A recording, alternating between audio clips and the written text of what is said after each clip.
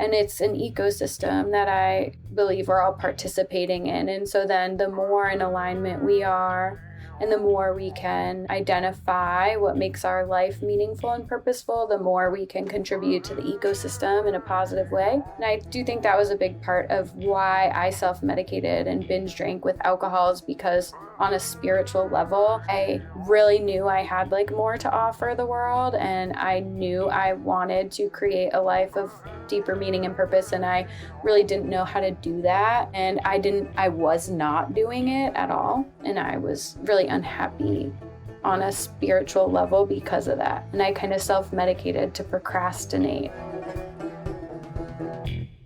I'm Matt. Hey, I'm Steve. Hey, I'm John. This is the Sober Friends Podcast. We're here for the sober curious, the new guy, and the old timer. We're here to talk about the stuff anyone looking to live alcohol-free has to face day to day, and how we overcame those struggles. We speak for no 12-step group, but we do try to remain anonymous. You're not alone. This is the Sober Friends Podcast. Women in recovery, or women who are sober, or women who don't drink, are important because we don't get enough of their voice. And what's also important is hearing different ways to being alcohol free. And I got a great guest tonight. I have Katie Campbell. Katie is, here's where I am, not prepared for your Twitter account. Mindful Constitution.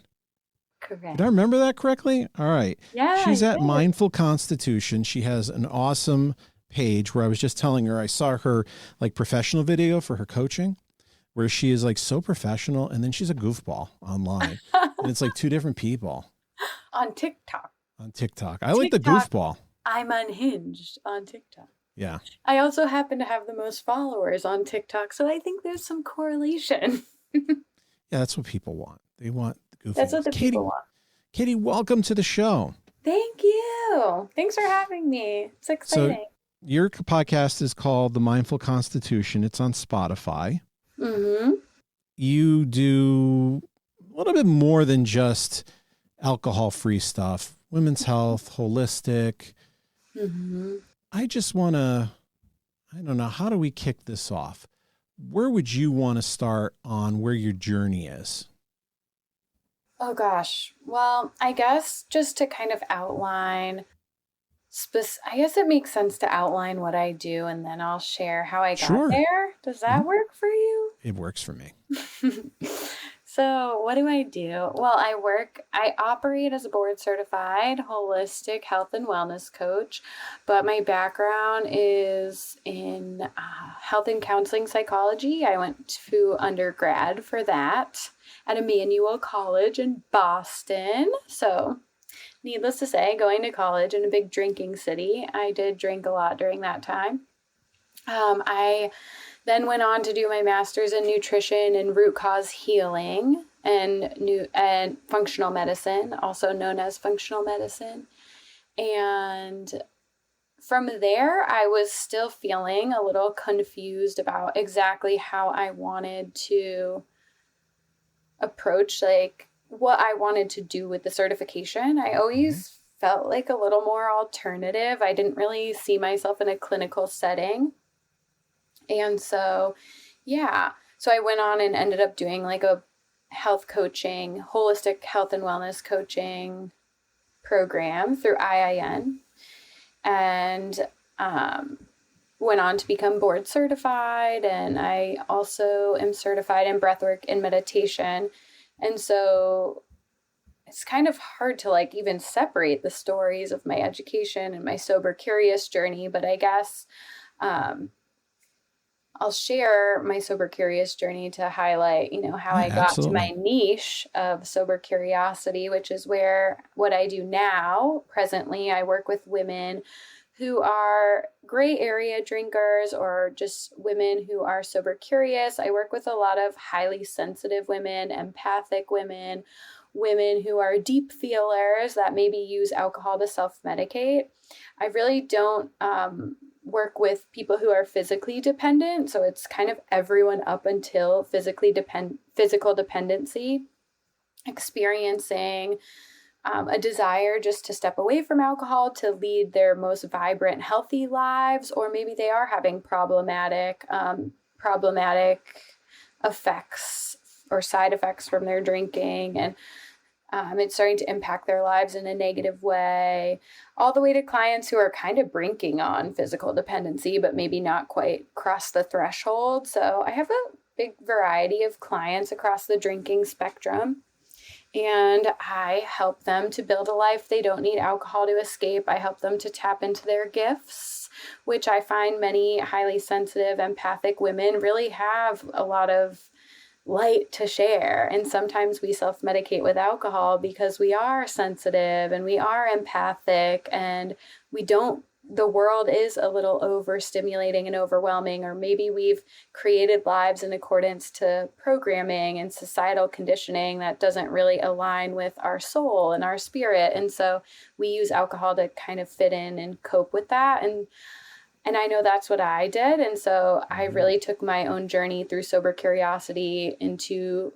sobriety and kind of molded that into the coaching that I do. I also built a yurt in my yard this past spring, and I do monthly Sober Curious circles in person. That's awesome. Yeah, it's so awesome. I love it. It's so cool too. They're full every month. People are so into it. And there's so many people out there that are exploring their relationship to alcohol and realizing, like, I don't need to have a problem to actually benefit so much from cutting back on drinking or not drinking at all. And the conglomeration of like sober curious women with sober women is such an inspiring combo, because you have these women who are just starting to explore their relationship to alcohol that would probably never set foot in an AA meeting, getting exposed to people with years and years and years of sobriety, and they get to share wisdom with each other. We do breath work and meditation and workshopping. This next circle in February is going to be dedicated to self-love and worthiness along our sober curious path. So, and then I do the meditation and breath work around that as well. So yeah, my background's very holistic. I now work one-on-one, do the yurts, I do virtual meetups, the podcast. But I guess to kind of go back a little bit, my own journey with alcohol and how I got here today is that I was always kind of a binge drinker. We were talking prior to the call about underlying trauma, and that shaping our kind of like predisposition to a problematic relationship with alcohol. So definitely had some traumatic events in childhood. My family went, who hasn't? Had a high ACE score, directly correlated to a problematic relationship with alcohol or increased likelihood of drinking. It's funny you said that. I just took an ACE test. Yeah. There is somebody who asked me to take that, an ADHD thing. As I'm taking it, I'm like, I don't know how this is scored. I don't know what like good or bad is, but I'm just looking here and I'm probably scoring ones versus zeros more than I should. This is kind of telling me I'm in the right place. I understand why I'm an alcoholic now. Yes. Yeah. So there's definitely some traumatic events. I actually, my family was actually hit by a drunk driver when I was a baby, in Mexico. We grew up in San Diego, or I grew up there before we moved to the East Coast when I was like in middle school. What would, as an aside, what would take you from like the most beautiful place on earth to here? You know how many people have asked me that? I'm kind of over California, honestly. Even though I'm over Connecticut, so join the club. I've been here most of my life, and I kind of appreciate the like balance in my personality that a childhood in San Diego gave me with a like adolescence and adulthood in the crusty Northeast. I feel like I embody the like combination of like a sunny California personality, but I have the edge. I have the masshole edge. You'll get it. So it's like good. It's a balance, like everything. But Yeah, so anyways, we had some traumatic events that like kind of shaped my upbringing. Hmm. And it kind of led to my mom struggling with alcoholism. So I saw firsthand like her alcohol abuse. And then, I never really thought much of it. I always kind of disregarded my childhood trauma, especially because I was a baby and I couldn't remember like the car accident or the aftermath. My dad passed away. My brother passed away. My other brother suffered a serious brain injury and was handicapped. It Oh, so is, did they pass in the accident? yeah. Oh my goodness. Yeah, so it was a really traumatic like event for our family. It was really like a bomb went off. Physically and emotionally. It's the physical harm and then the Yeah. emotion of losing people. Yeah, so it definitely was kind of like a shock wave for our family at the time. And like my sisters, one was in the car and one wasn't, but like they still struggle with substance use problems. And I think that's a big part of it, like having gone through that whole experience. And my mom did. And so I grew up like in the aftermath of that and kind of like shoved any thought of reflecting on how that could have impacted me beneath, life, and thinking I was a baby. This is just how it's always been, whatever. And then I went on. I was always like a binge drinker in high school. I started drinking at 14. I grew up on Martha's Vineyard. So it's a seasonal vacation destination, and you're around so much binge drinking. It's just completely normalized. I grew up working in the hospitality. If you don't know the East Coast, Yeah. like I think the only place that might be more beautiful is Nantucket. Like Martha's Vineyard and Nantucket kind of go hand in hand. It's a privileged place to be. Yeah. You're underselling it. It's a wonderful place to be, and you enhance it even more at sunset by having a glass of wine. Right. Like everyone is on vacation mode. And Hmm. it's funny because everyone growing up, they're like, oh, so you're rich. You're from Martha's Vineyard. I'm like, no, no, honey. The people that live there year round are not rich. We just serve the rich people.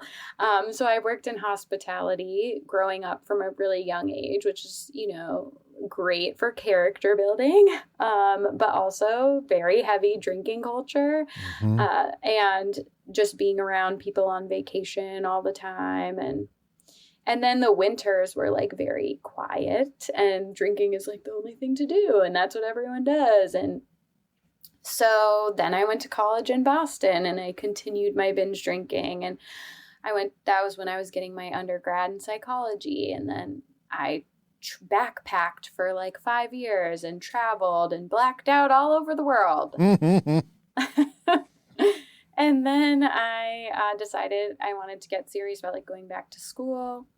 And that was when I went for my functional medicine and nutrition master's program. And that was really when the lack of alignment between my drinking and what I was learning about started to reveal itself. And it was really like the cognitive dissonance was getting really uncomfortable, just having dreams of helping people or in whatever way I really didn't know at the time. I was like, I know I want to have like a purposeful, meaningful life where I like have impact and I'm helping people, and I'm going to school for health and wellness and root cause healing and all this stuff. And I'm binge drinking every weekend and during the week, and my shift drinks after work that ended up being many shift drinks after work.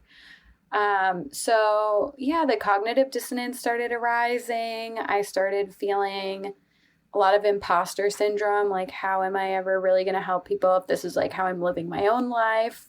I felt like That was conscious enough in your brain at that point? yeah, it was surfacing during my master's program for sure. I actually did like some dry months, like in the peak of my binge drinking, and Yep. I remember feeling like really good, and being like, wow, I could accomplish so much if I didn't drink, but like I would never not drink ever again. Like that'd just be so unrealistic, that whole kind of like limiting beliefs. And our programming around alcohol and thinking that like it must be a part of a real fulfilling life, or it's to be. That is such a smart, that's such a brainy way of saying it. I think in my mind, it was always, this is the only way I can get through the pain. Mm-hmm. Yeah, I don't even think I consciously knew I was really self-medicating my unhappiness until after, honestly. I was just kind of living my life and accepting the byproduct of binge drinking and anxiety. And I don't even think I was really aware. I remember too, it's funny because I'm a spiritually girly and I'm into like psychics and all that, mediums and everything. And my mom had, this was peak hospitality, peak getting my master's, but peak drinking. And so it was maybe like a few years before I decided to like give it up altogether. And I remember my mom had a family medium come to talk to us, and she did like a group reading, and she came to me. Meanwhile, it's just so funny because I was like, couldn't stop crying during this session. And it's like, you look back and like, I'm happy, but it's like, you're not happy. And she said, like, you haven't been happy for a long time. And I'm like, And I almost remember feeling slightly like offended or just like, oh, that's weird. Or like, I felt triggered kind of. And looking back, like, damn, she was so right. I was so unhappy with myself. I knew I wasn't living in alignment with the life I wanted to create, even though it was what everyone else was doing and whatnot. So anyways, I did a couple dry months through my functional medicine and nutrition program. I graduated in 2019, and then in 2020, the pandemic hit. I was drinking pretty heavily at the beginning, and I decided that instead of giving up alcohol, I thought, oh, I'll deal with this imposter syndrome by like going to get another certification that legitimizes me as like a health and wellness professional. You were running. Yeah,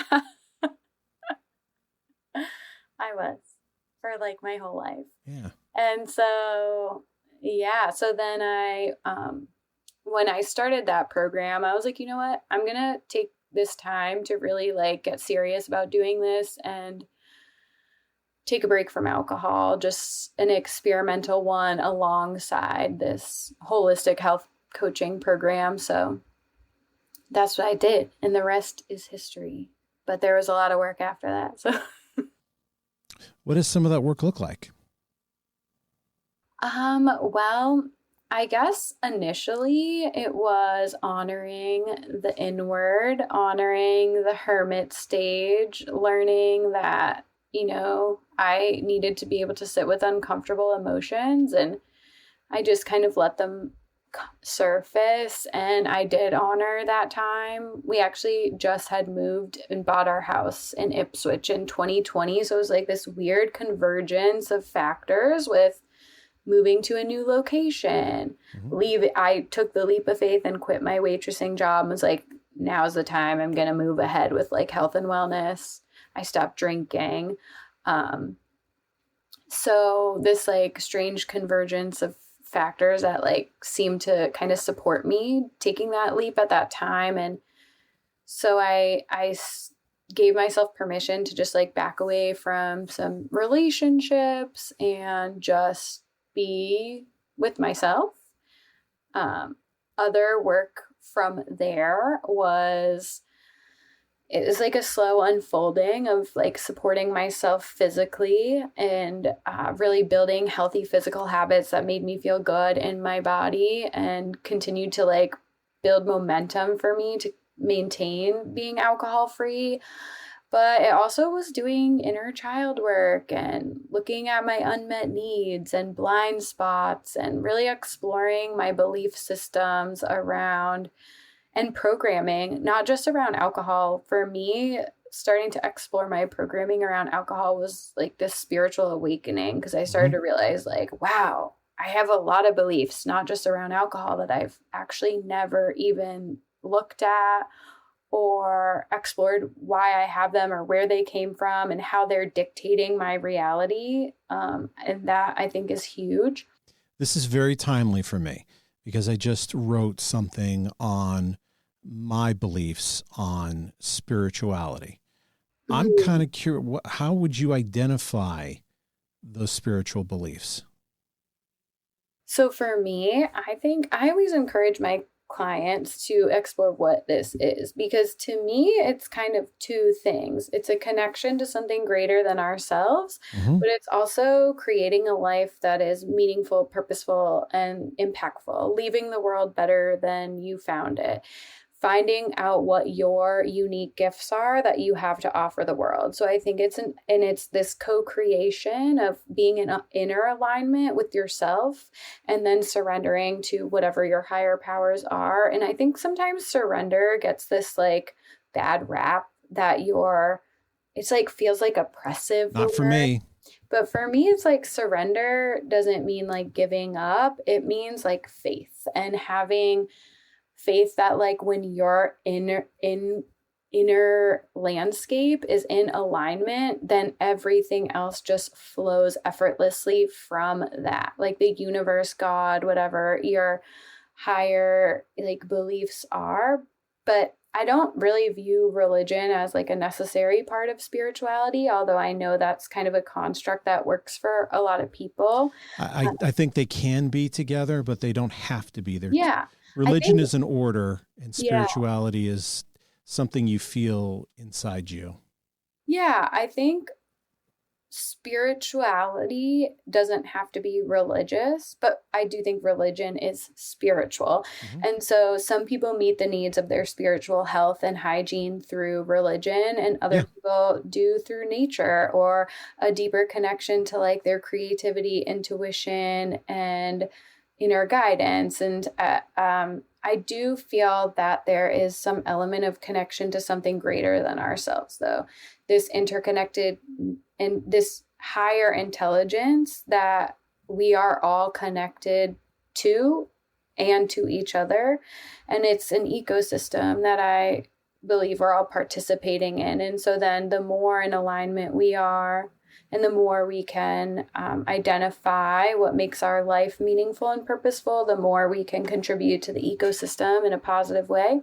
And I do think that was a big part of why I self medicated and binge drank with alcohol, is because on a spiritual level, I really knew I had like more to offer the world. And I knew I wanted to create a life of deeper meaning and purpose. And I really didn't know how to do that. And I was not doing it at all. And I was really unhappy on a spiritual level because of that. And I kind of self medicated to procrastinate. It feels like, and just this is a revelation to me, but you just saying this, I can hear this honest connection to the spiritual force that you have. And it seems like alcohol was your shield from it. It's Mm-hmm. like the drinking was almost a purposeful, I do feel it, and therefore I'm going to drink, and it's going to stay at bay, and I'm going Yeah. to take control of this all. I can Yeah. really relate to that feeling. Yeah. It's almost this reluctance to really step into your power and take full Mhm. ownership of it and be who you were meant to be. Mhm. I think a lot of people are really, there's a fear of failure, but there's also a fear of success. And I think that one doesn't get talked about as much. And, I think I also was in groups of people that were operating at the same level I was, which was a lot of drinking, a lot of judgment of other people, and that really infiltrated my psyche and perpetuated a lot of self-doubt within me because I was in circles of people that just they weren't You uplifting. you just posted something on TikTok where I'm going to paraphrase there, but you mentioned something about people who are healthy get excited when you're successful. Yeah, I'm Yeah. paraphrasing. Good people will find the joy in your success. And I don't know if you said this explicitly, but people who are not worth it will kind of piss all over your success. Yeah. And that I really connected to me. Yeah, I think I said something like people who are happy want other people to be happy. People who love themselves want other people to love themselves. People who have passionate lives want other people to build the same. And people who don't don't. And it's, And hurt I was, people hurt people. yeah, exactly you wrote that. And so I think a lot of times we don't realize how powerful that, you know, those circles can be in terms of like Mm-hmm. how we feel about ourselves when you're around people who are constantly like judging people for putting themselves out there and chasing their dreams. Then you're like, oh yeah, that's dumb. Who do they think they are? That kind of thing. I take full ownership of that because that's where I was. That's what I was attracting. So I'm not finger pointing, at anybody but myself. And the life I had created was unsupportive to the person I wanted to be. And because of that, I think I leaned into alcohol a lot, and I used it to numb the pain of living an unfulfilling life. Used it to numb the pain of being out of alignment, living well beneath my potential. I used it because it was habitual. I used it because I was psychologically dependent on it. I used it because I saw the drinking patterns that were killing me and my spirit on the inside around me at all times, normalized continuously. So I was dying inside, but I'm like, everyone else is doing it. And so I think that was another part of the inner work is like, and the work wasn't just, It's not abnormal if everybody around you is doing the same thing. yeah, and realizing like, doesn't fucking matter what anyone else is doing. What the biggest part of like healing for me has been stepping into no comparison. Like this is being measured against my integrity, everything I do, because I have to figure out like we are all individual beings, and I have to figure out, and that's one thing I talk a lot about with high sensitivity is, we're all different. We all are wired differently. And I think a lot of people don't even know that they're highly sensitive or deep I know I'm feelers. highly sensitive. Yeah. From even a young age, I'm empathetic and I'm highly sensitive. I was watching, I'm going somewhere with this, but I was watching the SNL 50 on Sunday night. And I grew up watching the Dana Carvey years and Chris Farley and Norm Macdonald, and that was formative of the 80s and 90s. And Sandler sang his song about 50 years.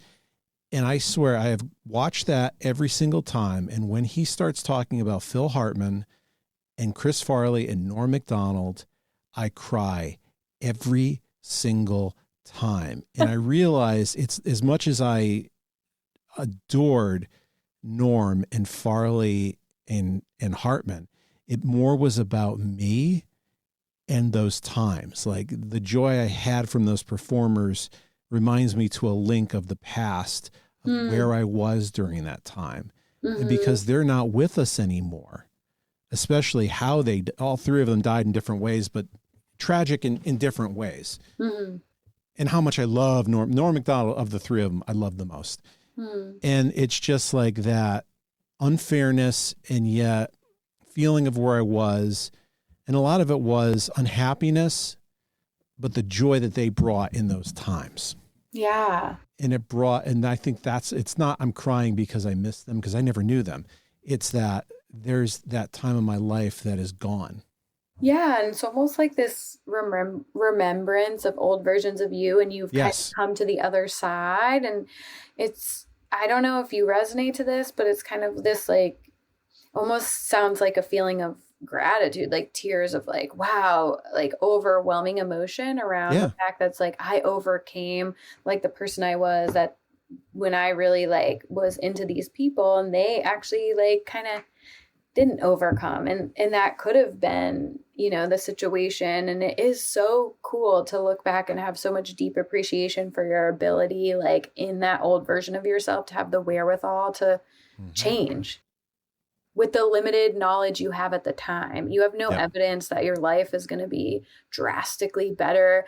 You just know, like, I don't want to go on like this anymore. But so many people just do. And so many people just live even mediocre lives. Maybe they're not full blown addicts or struggling with addiction, but they could still be living like the most subpar version of their lives, and they just go their whole lives like that. And that is what I think about. Like, what if I went my whole life just living the way I was living? I'm so grateful that I had the courage to step into the unknown and just like take a chance on sober curiosity and be like, let's just see what happens here. Yeah, I think about it this way as well.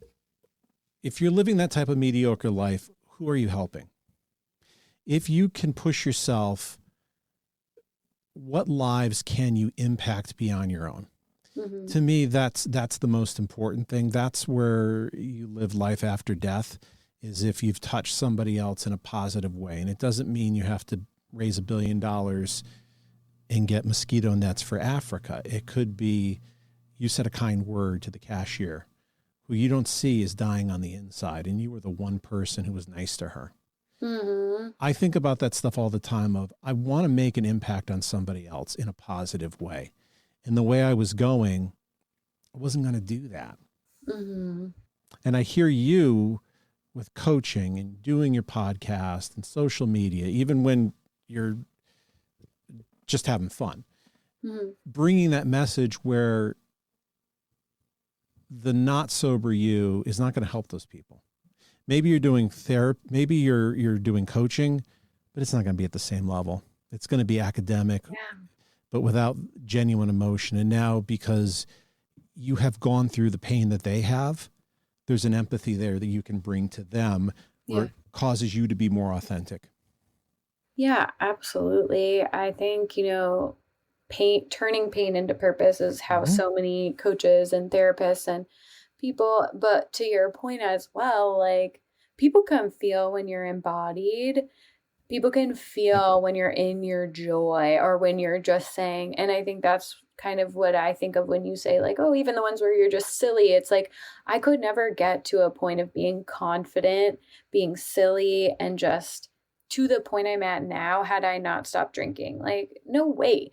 I would never have the courage to put myself out there and to just be like, I felt like I was living a double life. And it's like, putting yourself out there on social media is already hard enough if you're trying to portray, and like, just in terms of like fear of judgment and gathering the courage to put yourself out there and share your message. But if you're not in alignment with what you're sharing, it's even more of like, I couldn't have done it. I just couldn't have.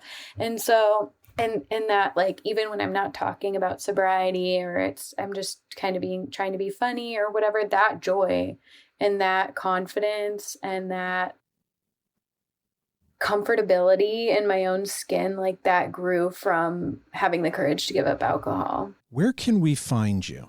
So you have coaching, you have your podcast. Where can we find you if somebody qualifies as a lady who's sober curious? Where would they get a hold of you? Well, on TikTok. I am on TikTok and Instagram at mindful.constitution. I have my website, www.mindfulconstitution.com. And yeah, those are all the places. I'm like, you want my LinkedIn? No, I'm just kidding. LinkedIn's a whole different thing. I know. So yeah, those are the main places. My website, my TikTok, my Instagram. Both handles are the same, mindful.constitution and mindfulconstitution.com. And you're on Spotify. You do a podcast. Yeah, my podcast is on, the Mindful Constitution podcast is on Spotify and on YouTube. And so I talk a lot about sober curiosity on there, but I also talk a lot about personal development, holistic health, free thinking, and, just digging into more challenging topics and goings on in the world. I think, hard discussions about big topics are nice to be able to hold space for those, especially with like how polarizing and polarized the world can be at times. I find like I really hope to create spaces where people can like share across differing opinions as well. Like, that's exciting to me to help the world evolve their communication. Yeah, this is a great area of stress for me, this polarization mm-hmm. that I allude to on this show all the time. that it bothers me that empathy is in short supply, that the quickest dopamine hit is sharing hate and dunking on each other. Mm-hmm. And you don't get that by being thoughtful and empathetic short term. But I'm of a belief it will come back around again because it's not natural. It's not what we natural gravitate. I think this is why Oprah became popular, because of her message became one of healing and positivity of this is what can happen. And because, and that became that brand made her a billionaire because it's not, I think, how we naturally think. So you're attracted to that thing that feels radically different than what's in my life. And I would rather live in that place than the place we are in now. Yeah. It's just, it seems like we're almost regressing in our ability to really communicate. Even when you think of like the political landscape, it's like, I talk to, my mom's generation. It's like people could talk about being of differing political beliefs, like at dinner, and shoot the shit about it and just be like, yeah, like anyways, like on to other things. It's like, yeah, this is like, I'm a Republican, you're a Democrat. Now it's like, you can't talk about it. You're not invited to the dinner. And like, it's fight. It's just like, we should, I think most people are pretty reasonable. And so, yeah, I think, this sober curiosity is what like inspired me to be like, what kind of impact do I want to have? And like, what's really going to support me being the human I want to be without alcohol? And so, yeah, and I love helping other people, not just take out alcohol, but to also be the person they can be without it. Like figure out what they're passionate about, figure out how like they can feel so amazing in their bodies when they can really like consistently stay aligned with their health goals, how they can feel when they deal with some of their trauma and wounds and evaluate their belief systems and mindset. It's like, for me, it's all about optimization. And this idea, one woman who I had on my podcast wrote like a book about mommy wine culture, and it's called "It's Not About the Wine," but she said, it's not deprivation, it's liberation. And I feel like that's so true. And I wish more people knew that. I agree. I think I heard that episode. Yeah. That's the one I dialed into. She's great. She wrote, "It's not about the wine," and talks about like systemically the culture around mommy wine culture and for women in general. And it's so true. We think that it's taking something away, which it is, but it's also like granting us so much more. And you can't even articulate like how your mindset, beliefs, physical being, spiritual connection, like you don't even understand how it's going to transform until you go through it and get to the other side. And that is where faith and surrender are so important, because you don't know what you don't know, but you do know that you're miserable where you are, or that like you have this nudge that life could be better. You have this feeling that like alcohol could be holding you back. You think maybe like my life is actually meant to be something more than this assembly line of what we're told to expect and self-medication every day, get your job, go have your couple glasses of wine every day to check out. Maybe there's more to life than that. Yeah. And giving yourself permission to explore without any evidence of how it will be successful for you is the greatest gift, at least for me. That's awesome. Katie, thank you so much for sharing your story. Yeah. I think women are underserved in the sober curious world, and give somebody else to identify with. And make sure you go on TikTok and Instagram and follow Katie and check out her podcast. All right, everybody. We will see you next week. Bye, everybody. Bye.